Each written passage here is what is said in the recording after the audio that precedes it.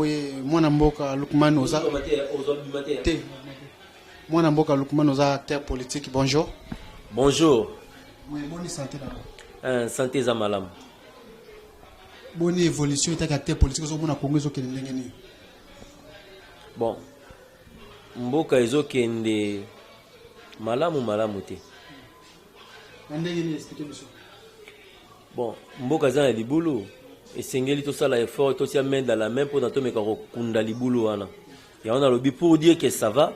Et ça le quoi Mutazo Bela. Tant Azali na bloc opérateur pour le jamais avoir malamu toi za malamu te. Il faut abima.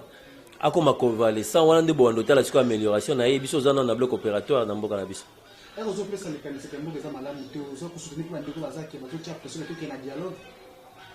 Dialogue. Lorsque tu le baraba terme. Ngai souvent bat ba monaka na linga kobima na libanda ta mususu ya batu mususu ndenge bat ba raisonnaka ndenge bat ba zuela ka makambo tant to bi dialogue o wapi et puis ya lolengeni c'est ça le problème parler dialogue elaxi ta musu na tendement nga ko fanda ici kamoko ko solola pour ko pallier la situation moko boye alors lorsque toujours la parole après dialogue na banani pour pas de solution nini c'est ça le problème quand ça la dialogue ils ont malamu ils ont mabete mais dialogue na banani parce que ça dialogue na mutu il faut mutu wana azala na émanation moko boye na ye musu pas na émanation mo na ye tant ba sangisi biloko ami balé et ko jaillir na eloko moko mais ceux qui sikoyo mutango nanu émanation eloko wana ils ont na kati na ye wana o yaza nango ils ont pour sauver le Congo té mususu non pas pour sauver le Congo on s'attendre n'a fruit ni na dialogue. Donc, pour parler de dialogue, c'est bien, mais quel dialogue? Et avec qui? Pour il faut qu'on fasse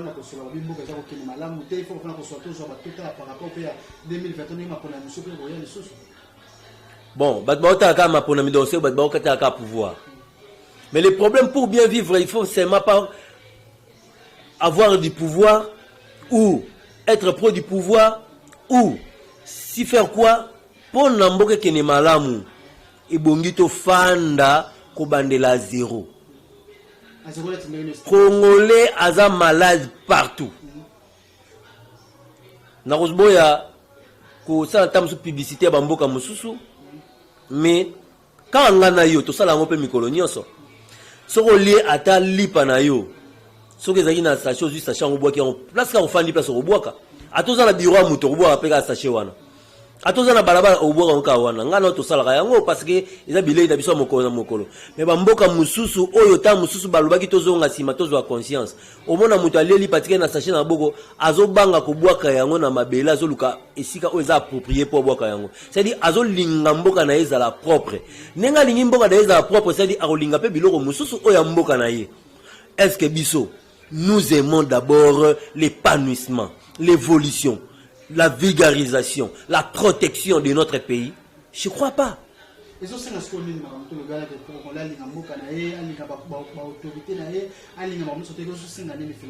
To bandela zéro.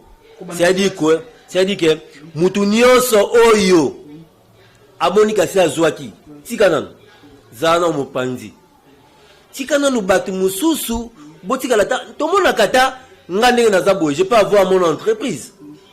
Mais après un moment, au monde, on a comme fondé du pouvoir.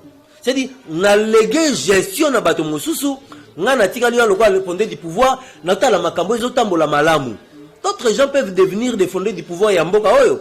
Batika li mo mpandi, bata la pe bato mususu de bazo gérer, ba consulter bango au cas de besoin. Les gens ne veulent pas faire ça. Quand tu veux pas faire ça, c'est-à-dire que tu as peur de quelque chose. Ils ont peur des poursuites. Alors pendant longtemps, on a vu comment de la zéro, c'est-à-dire quoi? Même les poursuites, on les met à côté. Même les quoi là, on les met à côté. Mais, totia sikoyo, to bandela zasadi to définir kaneva. Mboke sengeli tambola boye. Bato sengeli baliaka boye. Bato sengeli balataka boye. Misali sengeli banda boye. Poete esuka boye. Soki toyokani lolenge wana. Oyo akobima banda mukolo wana toyokani ndenge balobaka cette lettre cet article, c'est quoi là, entre en vigueur à partir de la date de sa signature. Moni, Nenge sikoyo toko signer le quoi à partir à l'élo. À partir par exemple, il y a des mi à mois à septembre, il y a des mi à mois à octobre, moto nyonso oya kotambola na gauche à commettre infraction. C'est-à-dire oya tambola ki na gauche avant, totiki yenanu. Pona mutu, moni elo se ba calmingi. Les gens ont peur.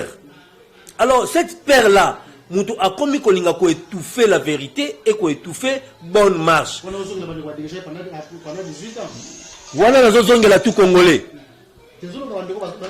Tout congolais nangana yo. Yo kasi yo ndengo zala ndoko stopira. Yo za baba virte. Yo tambola na gauche te.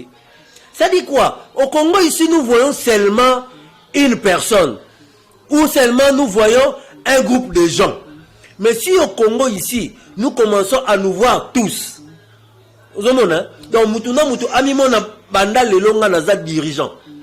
Na quoi na nganaza au monde makambo changer.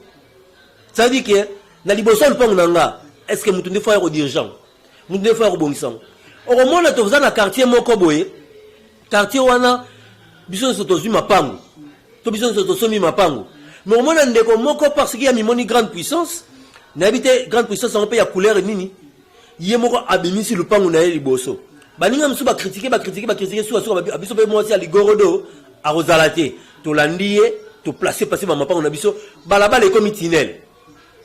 Dis-moi maintenant, là aussi il n'a pas trébuché, il a trébuché, mais qui va le condamner? Personne. C'est-à-dire tozonga na mai oyo e kokamba biso nyonso na lolenge elongo bani. Entre ça les canevas, c'est-à-dire quoi? À partir de mokolo wana bakokanga mutu te mais mutu yemoko akomi kangamisa. Tout ça on fait par rapport à un lobby makambo Congo a changé, ça les tibeli ndeko Kabila a qui pouvoir le changement de mentalité modèle tout ça pour ça la mentalité. Comment on appelle réaction sur le comportement il y a député provincial moi na yango Kassanji Christelle Kassanji Kolobani par rapport à ce sujet là. Na monya on a réseaux sociaux dans la vidéo wana pour ngai c'est une congolaise hein? C'est une congolaise qui a commis cette bavure, c'est regrettable, c'est lamentable. Et puis na vidéo na yokaki alobi eloko moko alobi naza honorable nzambe na ngai vraiment au Congo ici na me perdre na lingaka mboko makasi mais je commence à avoir honte devant bandeko nanga mususu to ba camarade nanga mususu o naza mo baza expatrié totalement bandeko baza expatrié ba ebisinga Lukman tala honorable mboka na bino honorable c'est dire quoi? Et ça d'abord titre oyo yo omilatisi, cela veut dire omilatisi bomoto, omilatisi ba valeur, omilatisi grandeur, no mi bengi honorable. Maintenant yo bi honorable obandi ko finga na balabala, ce qu'on appelle na loloing na lokota musuto lobaka ba injure publique. Vraiment, pour l'anga, et l'oko wana, et salinga, passe, n'a regretté, comment na Congolais, azoko sala, nyonso oye, ya monieza na pouvoir. Dis-moi maintenant, admettons que, yonde mutuba pesi sikoyo, o kambabiso, na mwamboka oyo. Yebisa na totambo laka ndenge wana. Ça dit que, pour omoni batuba leki yo, bon, ce que yo mdo leki ba. C'est tout un pays qui ne doit pas être mis en jeu comme ça. Donc, tangu tozo ko vivre na mboka, to linga ko sécuriser mboka. Ko sécuriser mboka za aussi mamando ki karate. Ko sécuriser mboka za na comportement, na musala, na ba valeur, ya wana sécurité mboka. Ceux qui t'ont intériorisé en te mettre en pratique au monde a changement. Ya en place na zo benga to zongela to bandela zéro.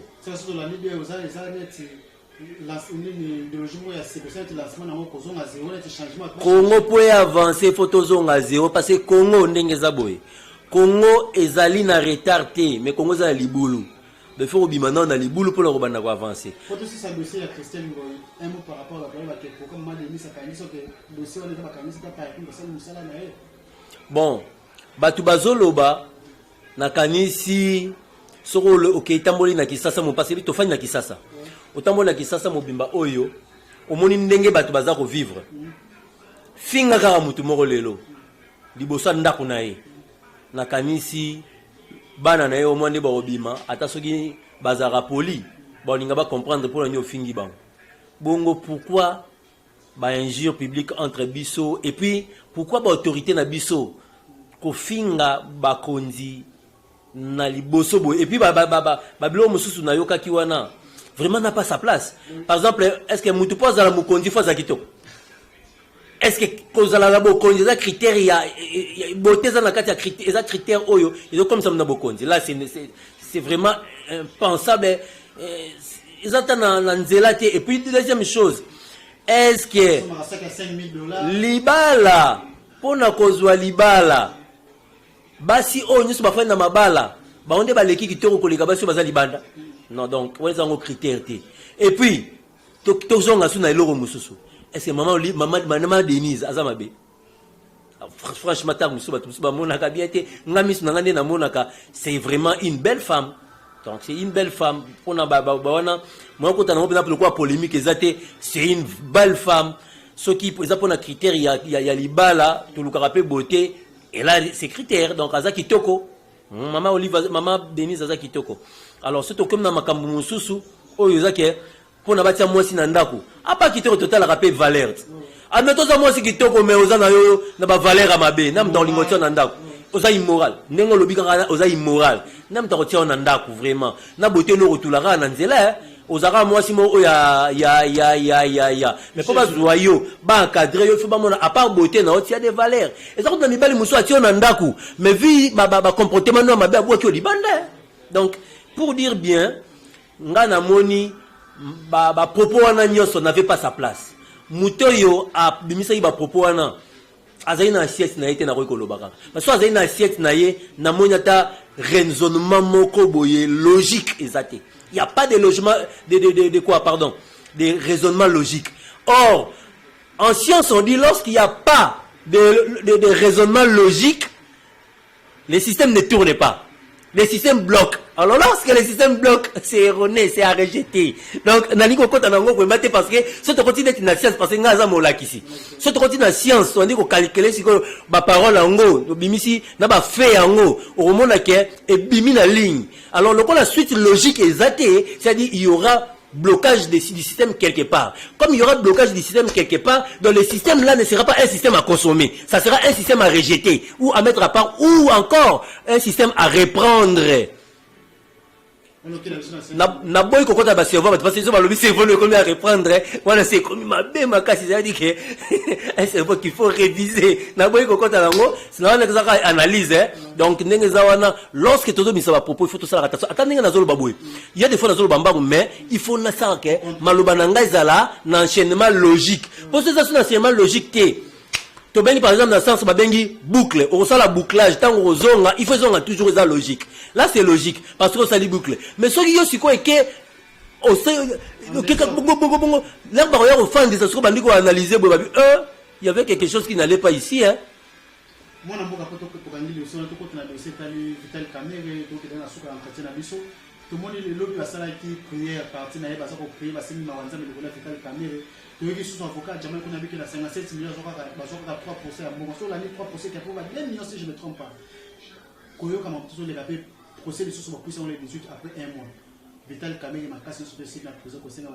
liberté pour ça aussi matériellement par rapport à ça en tout cas pour ndeko na biso papa Vital Kamere c'est regrettable d'abord ndena lobaka ngo pena ba monsieur lekaki d'ailleurs na lobango avant que ba koma na makambo nyoso ndeko komi na loba ki déjà que dossier avanga na loba il faut na yebe loko za na kati eza nini parce que pour na basa makambo nyoso esenga ba critères est-ce qu'il y avait des critères pour pas comme na point wana ce qui ba critères ezala kité et kozala lelo to ko inango makambo na loba ki avant to ko inango Jamal il y a pas de problème papa Jamal a lobi que azwa ki na eka 3% ya mbongo wana mais batike la question batike lio oteninga micro boyeza ngo justice te na koloba on a lingipe mais yezala ki justice na justice avant d'abord ko samba baloba nini naza ko lapa ete mainyoso na koloba e ko zala kaka bo solo pe kaka bo solo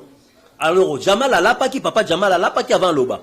Maintenant, loba na ye, papa Jamal a assuré biso. Alobi ke, banda ko eza déjà so na Tanzanie, ezokota. Banda ko musu ese komi na Kanchachi, banda ko musu ese komi, c'est-à-dire assuré ki ke, azoki mbongo, pe assuré ki asali musala. Lelo siko yozonga lisolo ba kozwaki na mbongo te. C'est-à-dire ozo sakana na mboka. Et cela veut dire que en autre terme, d'autres gens sont en train de croire que RDC est encore le la ping-pong. Non, il faut les motos à peu sérieux. Tu es devant tout un pays et puis un procès qui était un procès en direct. Donc ça dit que tant que yoza ko lobawana mokili mobimba bazolanda yo parce que RTNC est suivi partout dans le monde. Alors yo lelo yo procès qui suivi dans RTNC mokili mobazolanda yo au lobby makambu mususu après quelque temps au lobby makambu mususu. À quoi joue ces messieurs? Hein? À quoi ils jouent? Azo kanisa ke azana ye mutu akosala lelo alobibe to azo kanisa nini. Donc pour na wana ça peut être comme ça. Azo n'est qu'à 3%.